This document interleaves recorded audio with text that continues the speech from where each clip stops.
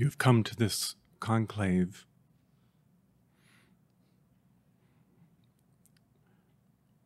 because you believed in its theme, in its goal, going home. Going home to the land of the white fire sun. This is a very important premise. This is not really an immigration to a foreign land. It's exploration indeed to the outer consciousness, but it is not to some strange and distant place where you have never ever trod before. It is indeed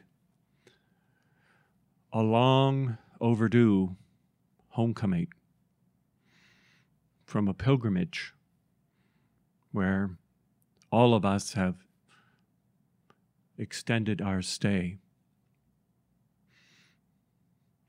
It implies that we have already been where we are returning to. And it implies that the heart of God, where we are returning to, is where we have already emerged from and where we belong. There is much about this that we will be touching on for a few moments today.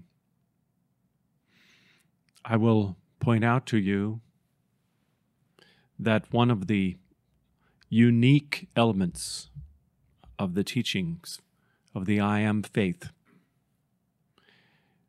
we hold to a rather original idea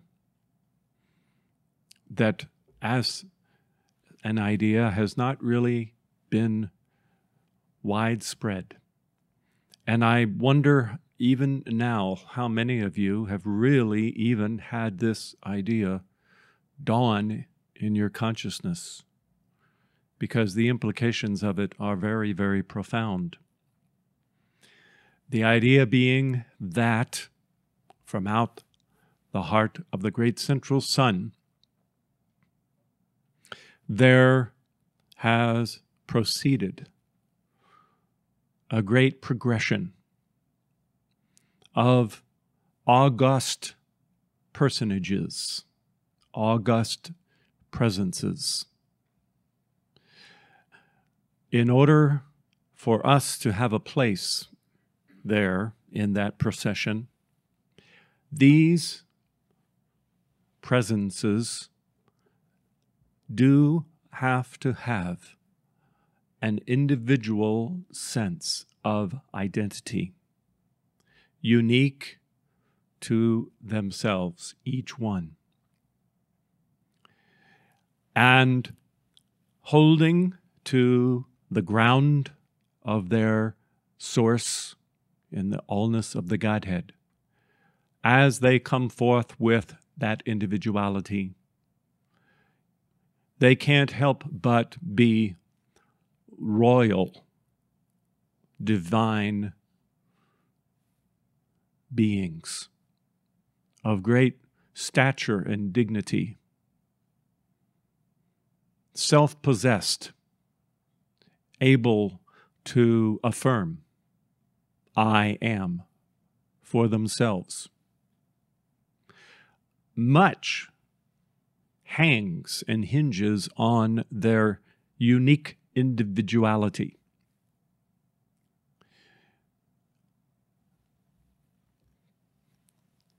It is the difference between an understanding of the extension of those God presences who have descended to the earth for a holy purpose of mastery. The difference between that and a great common band of indistinguishable threefold flames that do not spring from this unique God identity, and therefore are not beginning, as it were, within the fullness of that fully developed individual identity, as much as starting the evolutionary climb at the bottom of the evolutionary chain, food chain. This is an enormous difference. And even those other precursors of world religions that have held to the ultimate long-term, eventual, after many millions of years of evolution, those who have held to the idea that eventually man will evolve into God, begin with the idea of tracing one's own personal history, not to such an august individual God presence, but looking backward to single-celled mineral life, maybe starting out as a little crystal of hornblende or quartz crystal, eventually evolving after millions of years to become a form of a lichen or maybe a little piece of green moss, coming up through the whole plant life, then maybe lucking out and becoming a trilobite or some other paramecium or some other single-celled animal life, eventually becoming an amphibian, climbing out of the primeval ooze, up onto the dry land, developing lungs, hearts, warm blood, and on and on and on through the invertebrates to the vertebrates to the primates to the Homo sapiens to the Australopithecus to the Neanderthal and whoever else it is, until long last, here we are, you and I, at the top of the evolutionary heap with the jawbone of an ass in our hand, beating down all those other species that are in competition with us to be king of the mountain of human evolution. You laugh.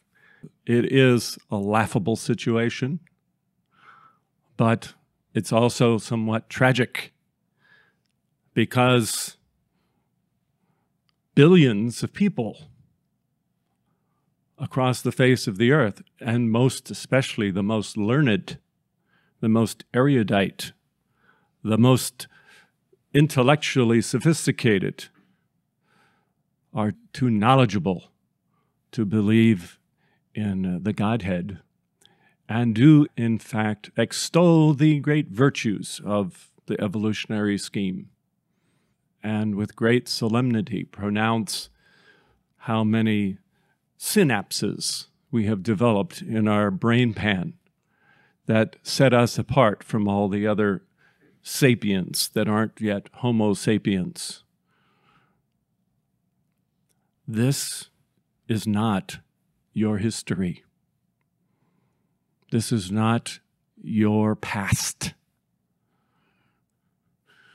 Those who may consider themselves enlightened enough to consider that perhaps they have come out from God one way or another as the direct creation of the Godhead, even they do not identify with that Father, Mother, God. The best they can consider is that they are a soul that began at the moment of their conception in this life, that there's some celestial blacksmith up in heaven that takes blanks and mints out new souls as human beings come into existence. Certainly all of Christianity marks their beginning with the moment of their origin. And they are creatures who have been created by the Creator. And were it not for the condescension, yes, it is a beneficent condescension on the part of the Christ, Jesus, to save the souls and impart a little bit of his divine blood. Were it not for that, there really wouldn't be an afterlife worth living either. So in all of this, as you can see, the human mind has really taken a double-bladed axe and lopped off the best part of itself in its mind and separated itself from its source. That doesn't eliminate the heart and its instinctual recognition that somewhere in the midst of its past and its memory, there's something of great worth to be uncovered. So some make a fetish out of their family tree. Some spend great periods of time with the microfiche and the microfilm, going back generation after generation, in error identifying with the family, tribe, race, species of their DNA bloodline, if you will. All of this looking backwards into a human past, things which divide one person from another, but most tragically, things which steal your inheritance, steal what is rightfully yours, steal that which all of heaven only wishes could be accepted and bestowed upon you.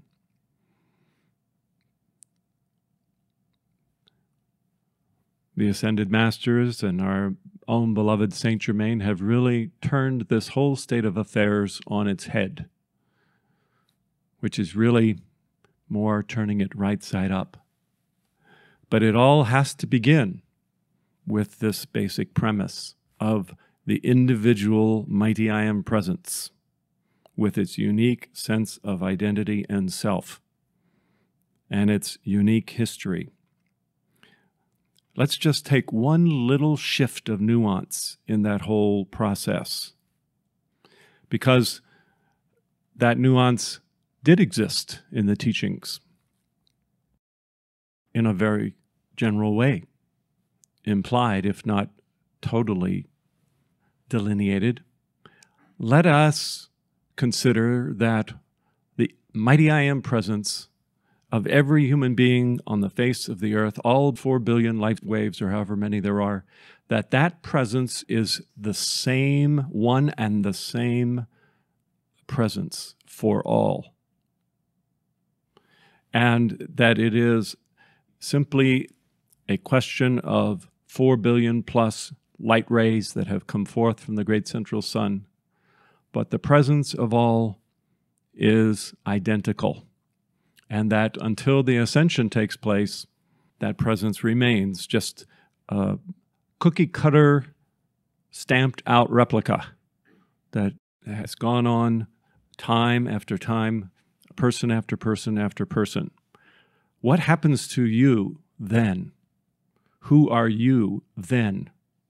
Where is your history then? Just that one shift is enough to relegate you back to being a threefold flame. That this one monolithic, impersonal, universal God has sent forth and kind of cast this little fishing line of the threefold flame on the end of the crystal cord and gone fishing in the earth to see if it could catch some good momentum and develop something out of that little spark. And all you are is this spark that has come out of this great universal presence. There may be some connection with the Godhead in that sense, but there is no sense in that respect of you being a self that had a prehistory predating incarnation, and that you have descended and you will reascend back to that presence.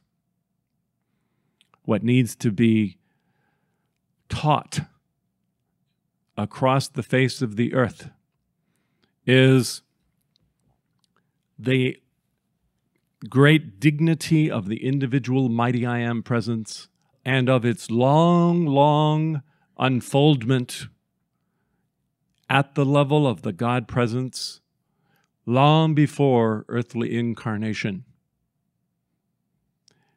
In fact, the masters have said that no mighty I Am presence is actually permitted to incarnate until they have had so much inner activity that the 7 rings of their own causal body have been fully developed at inner levels by the activity of that presence. And so it's only after all of this individual activity has gone on that then the I Am presence, some, not all, make the free will election to matriculate in a world such as this, into a schoolroom, earth such as this. Up until then, there's not even been a need for necessarily a Holy Christ self, because the presence has been operating in realms of the white fire sun, realms where that mental body, higher mental body of the Christ self were not needed, because even that realm of the Holy Christ self is below the habitat of the God presence. How much different then to have the sense that you have stepped forth out of this presence and come to this world for a very precise goal of learning to gain God control over the forces of nature, to learn how to control the forces of earth, air, fire, water, and akasha, to master those techniques and to send that light and that energy back up into your causal body around the rings of your causal body. If there is one thing that epitomized, beloved Jesus, God consciousness, from the moment of the great arc of his meteoric flash as he descended into the little baby form of Bethlehem, it is that great fiat that rang out, "Lo, I am come to do thy will." And then throughout the narration, from time to time, you'll find it best narrated in the book of John, where he talks about having descended from his Father, which was the name he had for his presence, and that he had come here to do a certain work, that he had a keen ear cocked to listen to the direction of his presence, of his Father, that he would do that work, and when his work was done, he was going home. And furthermore, he was going to make room in that home for all of us as well. But he had the sense that this world wasn't really his real home. My kingdom is not of this world. But he did have the sense that he had that home of light, and he had the sense that this God presence, whom he called Father, was his own selfhood, and that he had emerged out of that, never really separated from it, and was on a short timetable that would swiftly return him back into the fullness of that. O Father, show me now the glory which I knew with thee in the beginning, before the world was. Every single one of you in this room have records of memory of your own life in the heart of your mighty I Am presence, when you and that presence were as yet in the undivided wholeness of selfhood. Perhaps there isn't a person here who has not had the experience from time to time of having a very sublime experience while asleep, and on first awakening in the morning thought, oh boy, that feels absolutely magnificent. I want to hold on to this feeling, and I want to remember what I'm remembering at this moment. And if you're not careful, this is not that we recommend dream interpretation or writing down all your dreams, but if you don't quickly fix in your outer mind, or maybe make an actual written record of what it is that you are aware of, you may have had the sense, I know I have, of having that memory slip imperceptibly from your conscious awareness, to where within the span of 15 minutes, you can be saying to yourself, now I know that 15 minutes ago I knew something, but I can't remember what I knew only half an hour ago. I know I knew it then. Furthermore, that ineffable bliss that I was feeling just a few minutes ago, where has that gone? How do I get that back? I cite this example for you so you will have an understanding of the phenomenon of octaves and of the fact that higher realms and higher bodies ordinarily are not registered in the outer consciousness because of the normal density of the physical, emotional, mental, and memory bodies. Those bodies are just too sluggish to vibrate in consonance with those higher memories so that you can hold them in conscious awareness for more than a few fleeting moments under normal circumstances. It's similar to the experience that many of you have experienced and rued the day when it's time to go home at the end of a conference. I can remember one person who's not in the room today, whose spouse is here, used to put up his hand in the back of the sanctuary at Holy Tree House and say, how do we keep this feeling going all the time? Well, that's another example of this very process.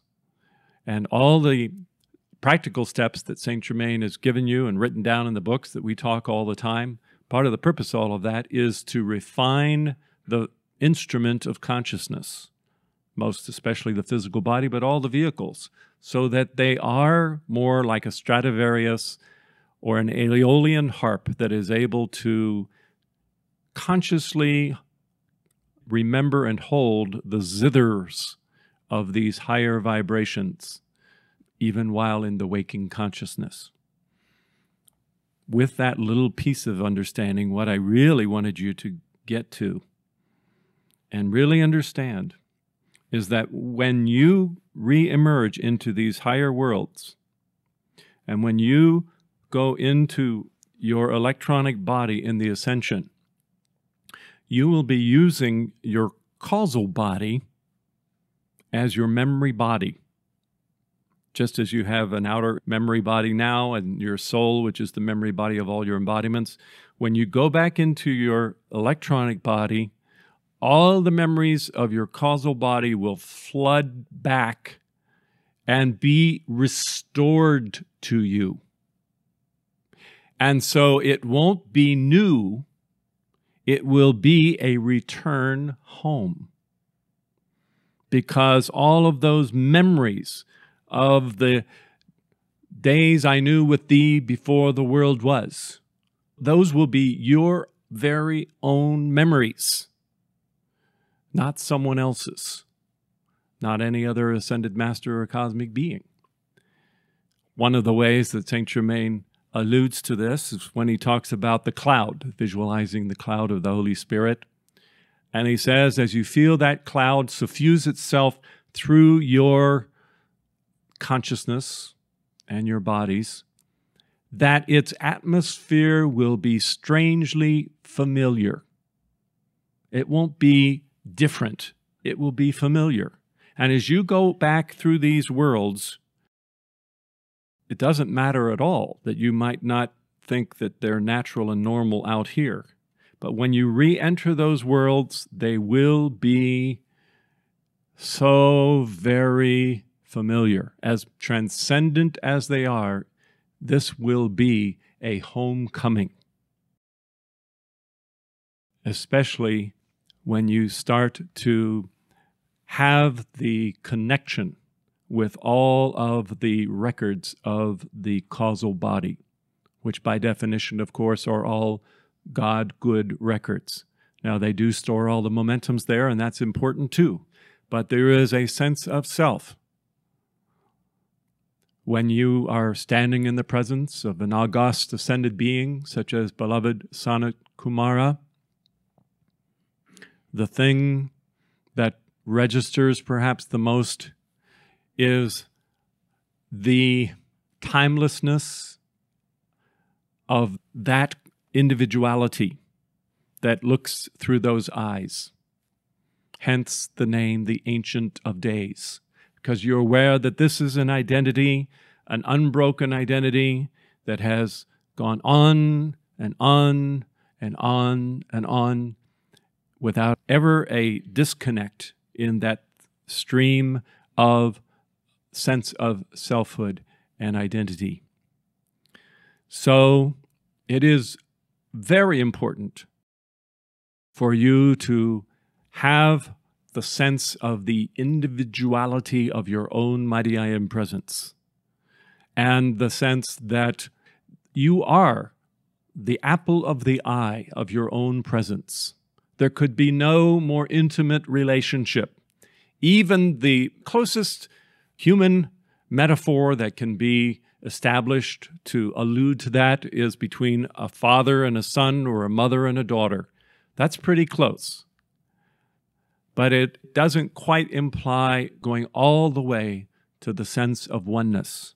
And that is what each of you have got to do, to so completely identify with your blessed presence that there are no longer two, but you have arrived at that great day be with us when you and your presence return to the state of undivided wholeness that has really always been at inner levels. Everything has been preserved just as you left it, except you've sent up a lot of good in the meantime. And that home of the causal body will be even more magnificent and glorious than when the part of you that is here left it long ago.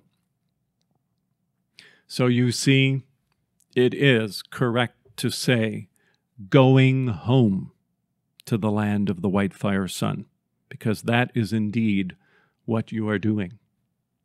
Now, one of the terms that beloved Saint Germain has given to you to use in connection with your presence, boy, what a magnificent word it is.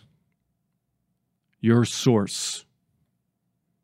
Your presence is the fount of being, the source from whence you have sprung. You might almost consider that you are a denizen of the sun. that you are a light ray. You're like the aurora, the goddess of the dawn. You're this light ray that has come out from the source, the great sun of your presence. This visualization that we have for our conference of the white mountain, like an Olympian mountain, but there at the crest of the mountain is this window into the infinite, the sun. Thus it is with your own electronic body. It is a literal sun that is pouring forth light and life and love in prodigious amounts all the time. You are a crystallized ray of light, a sunbeam, a penciled sunbeam of your own God presence. And all you've got to do is slough off the dense sense of outer materiality and re-become the light ray that you are. Go back into that sun. Return home to the land of the white fire sun presence of your own electronic body. I personally feel that one of the big attractions for speed on the part of most people like speed, is because they're remembering when they could move as light rays. And they could just move like not just sylphs or undines, but they could actually hitch a ride on a sunbeam or a light ray and travel at the speed of light or the speed of Ecce, which doesn't have any limitation to it whatsoever. Oh, for the day when you have such freedom that you're not chained to your physical body, but you can know yourself as a ray of light, and you can feel, since I came out of that source of the sun of my presence, I can return to that source because it's my home and it's where I've always belonged, and it's where I'm going back. I trust that as the activity of the temple goes forward, we can continue to use the symbol of the sun in the heavens as a universal symbol that disenfranchises none. You know, in the modern world, what we have are divisions. Everybody's divided from everybody else. In the family, you have children divided from parents. You can have siblings that are divided from one another. You can have all kinds of gender divisions. You can have divisions of religion. You can have divisions of regions of a country. You can have divisions of tribe, divisions of religion, divisions of race. Divisions. You can have all of those divisions, and it is a symptom of human nature to basically enter into strife and discord. And the truth of the matter is that if there wasn't someone outside to fight with, human nature would start fighting more internally.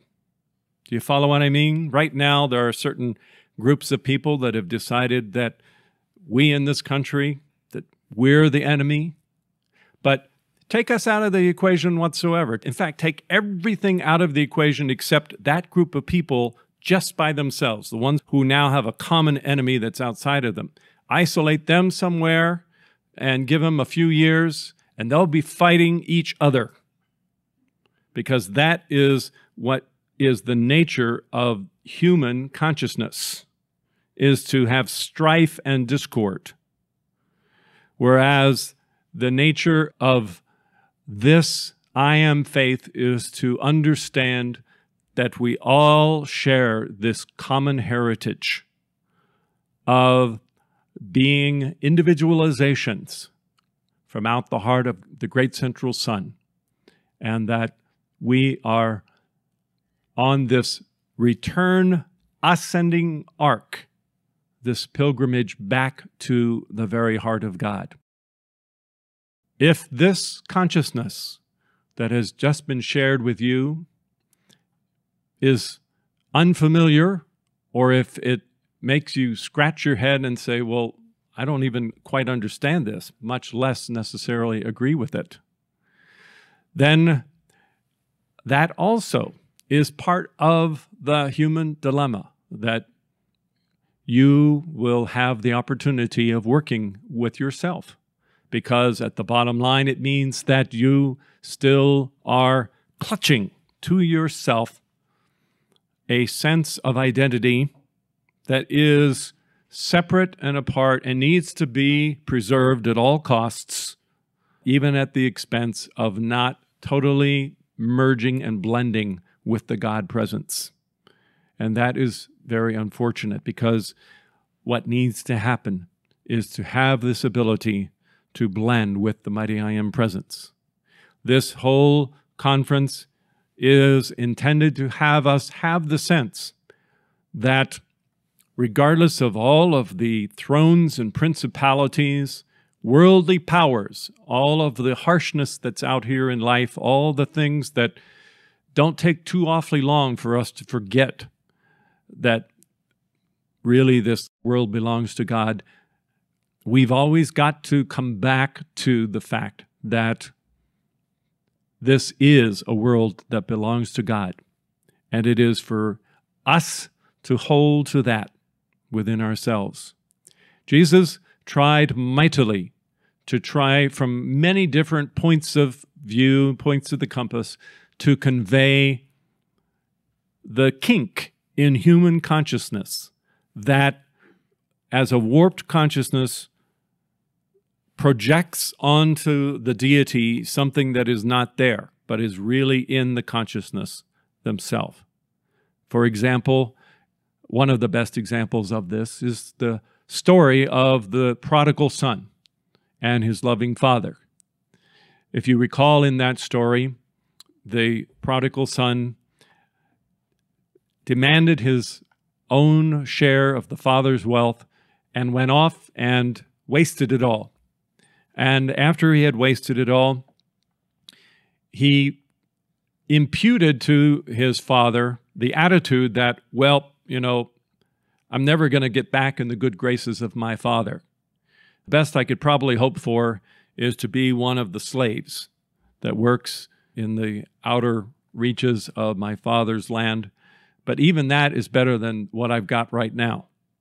So that attitude, that is what the Brotherhood is constantly working with the student body, because it's the attitude of the human that creates a false separation that says, I'm this human being down here, I've got this flaw, I've got this history, I've got all this is me. And then there's this idol of a God self that's up there in heaven that is untouchable, that is too pure for me to enter into that presence.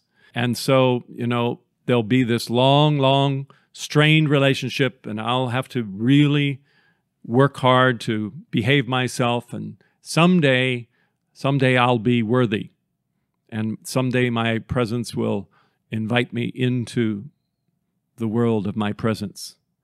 And that is all you guys doing that. That's all your minds. You're doing that maybe for whatever element it is of guilt or whatever it is. It really doesn't matter what is the reason or the series of reasons why. What matters is that you're imputing to your mighty I Am presence something that is an attitude that your presence doesn't have about you. Because from the point of view of your presence sees the truth of the fact that you are the apple of the eye of your presence. You are the little lamb, the most precious thing. And right before he taught that parable of the prodigal son, Jesus had two other parables. One was about a shepherd who had 100 lambs. 99 of them stayed home, but the 100th one wandered off. And so the shepherd left the whole flock of the 99, went off looking for the one. And then finding that one and bringing it back, Jesus makes the statement, I say unto you, likewise, joy shall be in heaven over one who repents, more than over the 99 righteous ones who need no repentance. Then he immediately takes another example of a woman who had 10 pieces of silver, and she lost one. Fell down between the cracks of the floorboards or something, and she had to look all over for it. Finally, after a long time, she finds it. And he goes on to say, likewise, I say to you, there is joy in the presence of the angels of God over the one who repents. So this is the attitude that your God presence has, and your Christ self as well as the ascended masters.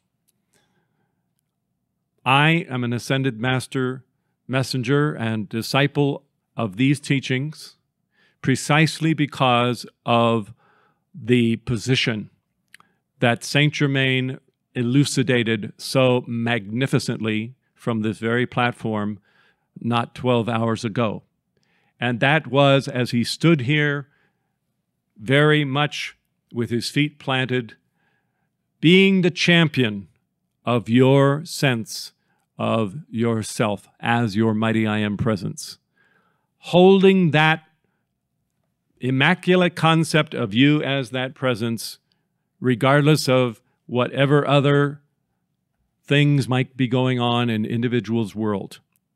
That is what this work is all about. This work is not a work, and the teachings are not a case of where we have this exalted group of Olympian deities to be propitiated and worshipped and sacrificed to and make sure that their every whim is catered to, while we have a group of human beings down here. Unlike all of that, what the Ascended Masters, and most especially our own beloved Saint Germain, has done is to exalt the absolute worth and dignity of every life stream, and to give you every possible tool that you might possibly need to complete your pilgrimage on this planet and at long last return home. Have the sense that in your own I am presence, you have the wherewithal to keep up with the Ascended Masters. Have you ever felt like, oh my goodness, Saint Germain, look at Moria, look how far they have come. Look who they are today. And what have I done? What have I accomplished? How could I ever hope to do what they have done, to be what they have become? In your mighty, magnificent God presence, you have the fiery sun presence that will keep up with the ongoing march of these great masters. As you wear that wedding garment yourself and allow yourself to be glorified by the victories of the path, it will be a restoration of that which you have been all along. So I hope that you will consider yourself as if you were a little lost ray of light that became crystallized and soiled in time, maybe forgot that you came out of that sun. But now you're going to resolve that that sun, the white fire, inner white fire, sun presence, blazing, self-luminous, self-reliant, self-sustaining sun, which is your I am presence, that is your home of homes. It's where you've come and it's where you're going. And you're resolved to re-enter that world of your God presence right here and right now. Don't consider that this process is one of postponing that until your transition from earthly life. That would be a very grave mistake. You need the days and hours, weeks, months, and years that you have to enter that consciousness now. You've got to do the work now of entering that consciousness, because you're not going to be transmogrified into some other glorious swan of a being in one fell swoop when your last breath is drawn. That's why it's important, all of these exercises, to enter that consciousness here and now. You're actually forging rungs in the ladder of your own ascension by the work that you do here and now. And as Saint Germain said, you can't wait till the last little bit of your life. Spend 95% of your time involved in other things and then think that the little 5% is going to be enough. That's the kind of thing that obliges return for future embodiments, to do that very work. So now we've got the opportunity, we've got the goal clearly in mind, and we should be able to enter that world at will, very consciously and very naturally. One of the other things about the Ascended Master Consciousness that is absolutely so splendid is that while it is very luxurious, while it is prolific with the verdancy of nature and all the rest of that, it is also not strange. It really isn't an Alice in Wonderland experience, like 2001 Space Odyssey, where everything keeps getting curiouser and curiouser. There is a wholesomeness and a naturalness to these higher worlds. They are not strange. They're not weird. They're not New Age. I'm sorry to say that. They're just not New Age. They're just potatoes and peas. They're very, very wholesome, homespun, natural, beauty. I think the Shearer Club would approve of what you'll find in the Ascended Master Octaves, because there you'll have all the pristine lakes and all the immortelle flowers that continue. There won't be any endangered species. And every bit of life will be absolutely possessed of such breathtaking natural beauty. It'll be painful just to experience the beauty of it all. But it'll all be very, very natural, because it has all come forth out of the mind of God, which has only the capacity to create beauty and perfection in every little crystalline form, whatever it might be. So that's the world that we enter. And the truth of the matter is, regardless of what a minority we might be numerically or in terms of temporal power outward, it doesn't change the fact that this chunk of Earth that we call the planet Earth, it belongs to God. It belongs to the mighty Elohim. It belongs to the God presence. The earth is the Lord's, and the fullness thereof, and they that dwell therein. This is God's world, and that's why we love to sing for the beauty of the earth. That's why we have some of the other songs in our psalm book. This is my father's world. This is my mother's world. It is the world that really and truly does belong to our Father, Mother, God in all ways and in all things. And the beauty that we find in nature is a hint of that which is to come. And it's for us to enter into that beauty here and now and not wait for so very long until we think it's time to shift into a different world, and then we'll convert or we'll change our consciousness. It's entering into this consciousness in the small and large ways, and the meditations and the visualizations that we're talking about, and you understanding that you're not climbing Mount Everest to some attainment that you've never attained to. You've only forgotten your identity. You've only had this other mean little condemned sense of selfhood ground into you by life's experiences, and even sometimes by those of religious persuasion who wanted to convince you that you were a sinner in the hands of an angry God, dangling by a thread over the gaping jaws of the flames of hell.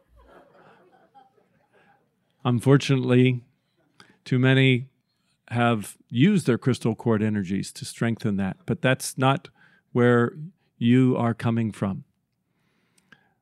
For the Beauty of the Earth, the song we haven't yet sung, we're going to sing that in a moment, but I first of all need a special dispensation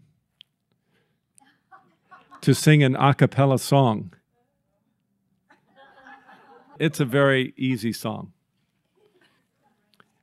And it goes along with this theme of the land of the white fire sun. All the seven spheres, down to this one, they all belong to the God presence that we are. And so this song, which is song 1023, is entitled, "This is my Father's World, This is my Mother's World." It is the song that we sing to beloved Alpha and Omega. It has inherent within it the strains of that simple, natural sense that it's God's, it's my parents' world, my parent rules it, and ultimately all is going to be right with life. All is well. 1023. Please rise.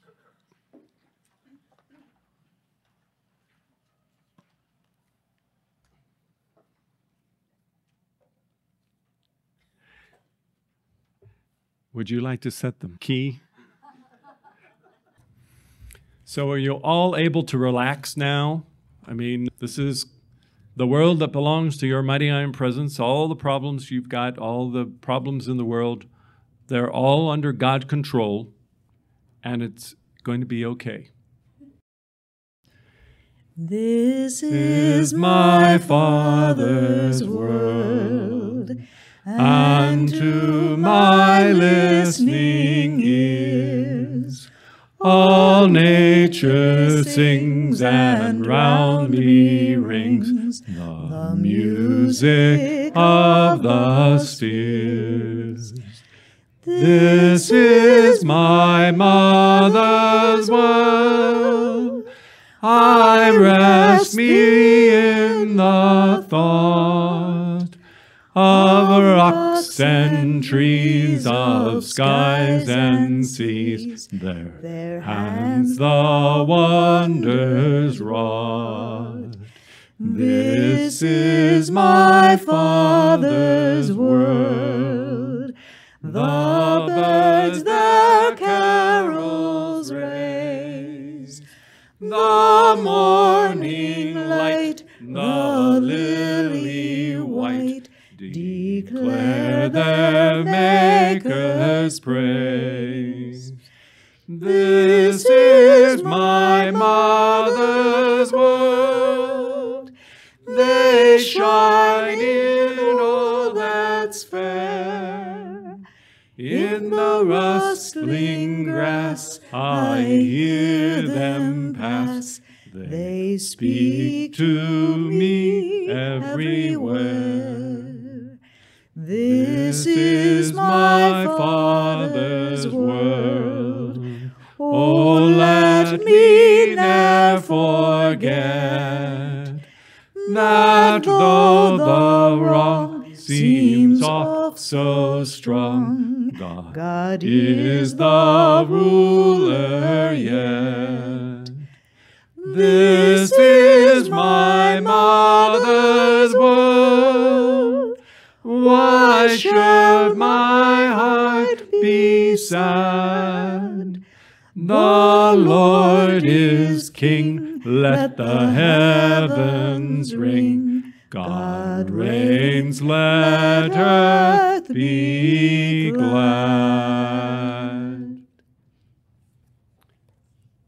We're going to sing For the Beauty of the Earth.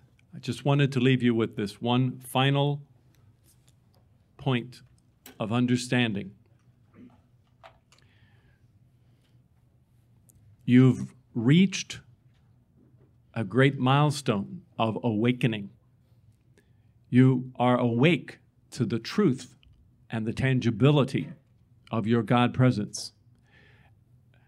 Understand that for your mighty I am presence to have the authority to wield its light rays, to enter into the astral plane or the mental plane or into the earth element itself, your presence first had to come down into these dense spheres. The threefold flame had to be in the earth. And so literally, when you are giving your decrees, you are the authority of your God presence giving those as decrees, not as entreaties, as decrees, as commands, as fiats. And this is as if your mighty I am presence says, oh boy, this is what I've been working for so very long. And once you have acted upon that with your calls, then you have liberated your electronic body to go to work. It has an authority to move mountains in this earth. And you are setting free that presence to absolutely work miracles in your own individual life and in the life of others. And this is what the whole purpose of this grand scheme of incarnation was intended to do from the very beginning. So we're finally there. I hope you have the sense that when you make your calls, your mighty I am presence relishes, absolutely relishes the opportunity to finally get in and wade into problems, mix it up with those problems, and dispel those problems. It is a very active, dynamic, forward-looking, can-do, positive approach that your individual presence has towards all of those situations in your own life. And it's the same authority that the Ascended Masters need.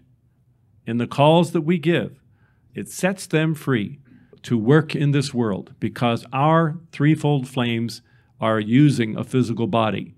It is such an absolute key.